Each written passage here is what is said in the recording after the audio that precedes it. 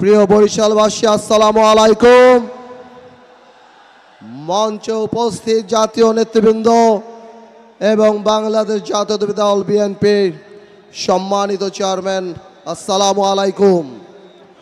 প্রথমেই বলে দিয়েছে মাত্র 2 মিনিট। প্রিয় বরিশালবাসী, আজ থেকে 14 বছর আগে সংসদে দাঁড়িয়ে বলেছিলাম তৎকালীন প্রধানমন্ত্রীর চোখে চোখ রেখে তারেক রহমান বাংলাদেশে আসবে। আপনাদের মনে আছে? তারেক রহমান আলহামদুলিল্লাহ বাংলাদেশে চলে এসেছে।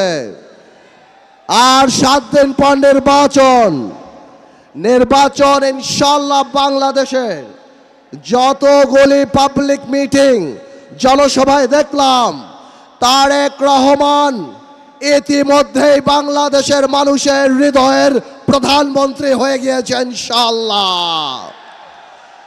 এই হৃদয়ের প্রধানমন্ত্রীকে ভোলাবাসীর তরফ থেকে সবার আগে একটা দাবি জানিয়ে চাই, আমাদের হৃদয়ের প্রধানমন্ত্রী, আগামীর বাংলাদেশের প্রধানমন্ত্রী, আপনি আমাদের ভোলা বরিশাল সেতু করে দেবেন ইনশাআল্লাহ।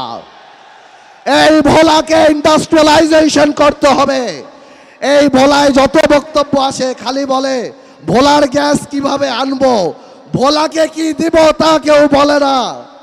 আপনার কাছে বলতে চাই, ইনশাআল্লাহ যেভাবে গণতন্ত্রের পক্ষে ছিলাম, যেভাবে জাতীয়তাবাদী শক্তির পক্ষে ছিলাম, আপনি ভোলার মেডিকেল কলেজ আর ভোলার বরিশাল সেতুটা করে দেন।